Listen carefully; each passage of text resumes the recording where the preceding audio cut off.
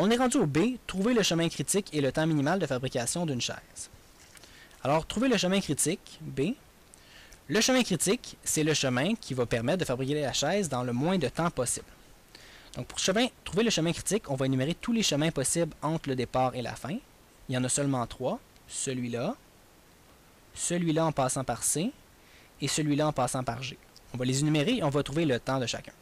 Alors, le premier, c'est A, B, D, E, F, I, J, K. Alors, A, B, D, E, F, I, J, K. Ça, c'est le chemin critique. Ben, c'est pas le chemin critique, c'est un des chemins possibles. C'est peut-être le chemin critique. Alors, on va calculer le temps que ça lui prend. C'est 30 plus 40 plus 15 plus 60 plus 20 plus 10 plus 5. Donc, 30 plus 40 plus 15 plus 60 plus 20 plus 10 plus 5, qui donne un total, si on le calcule, de 300 minutes. Donc, je vais faire le prochain chemin. Le prochain chemin, c'est en passant par C. A, C, D, E, F, I, J, K. Donc, A, C, D, E, F, I, J, K. Si vous remarquez, la seule différence, c'est qu'on fait AC au lieu de AB.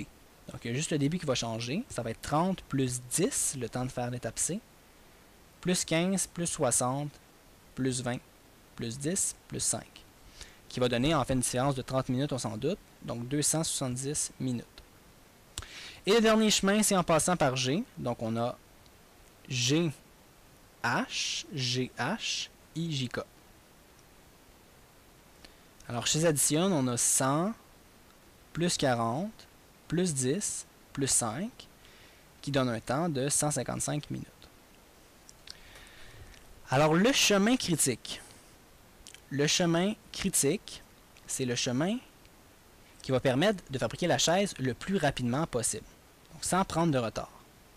Mais pour trouver le chemin critique, il faut qu'on prenne le chemin qui est le plus long possible. Je sais que ça semble paradoxal, mais ici le chemin critique, ça serait A, B, D, E, F, I, J, K.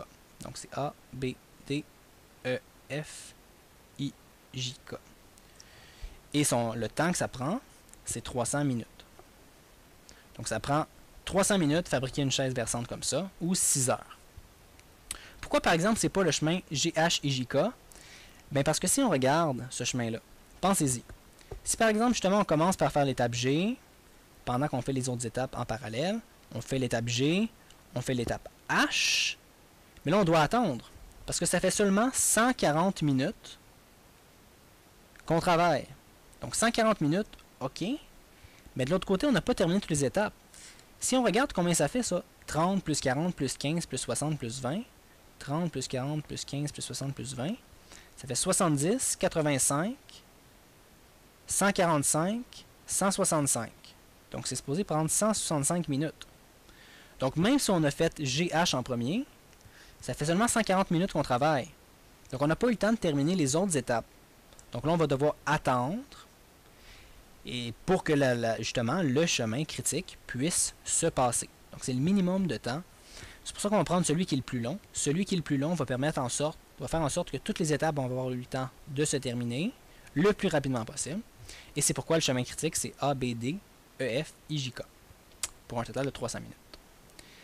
Finalement, la question C. Quelles étapes peuvent prendre du retard sans ralentir le temps minimal? Bien, pour répondre à cette question-là, il faut simplement regarder quelles étapes ne font pas partie du chemin critique. Donc, quand on regarde le chemin critique, c'est A, B, D, E, F, I, J, K. Donc, il y a l'étape C qui ne fait pas partie du chemin critique. Et il y a l'étape G et l'étape H.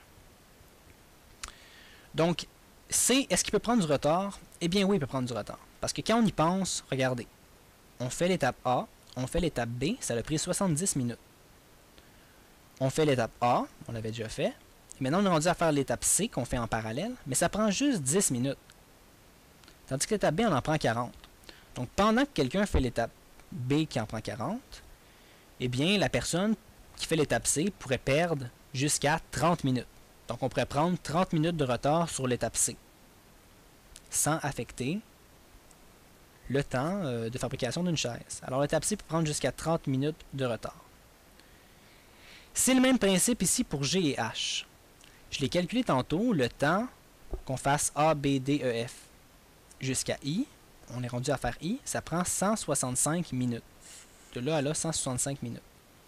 Mais pendant ça là, comme j'ai dit, de l'autre côté, on a juste fait 140 minutes. Donc on peut encore perdre du temps un peu.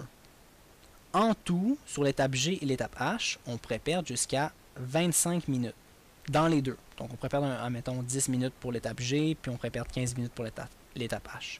Parce que de toute façon, les étapes A, B, D, E, F jusqu'à I, sans compter I, doivent avoir terminé. Donc pour répondre à la question C, quelles étapes peuvent prendre du retard sans ralentir le temps minimal de fabrication? Eh bien, l'étape C peut prendre 30 minutes de retard, l'étape G peut en prendre 25, et l'étape H aussi peut en prendre 25. Alors, ça répond à la question.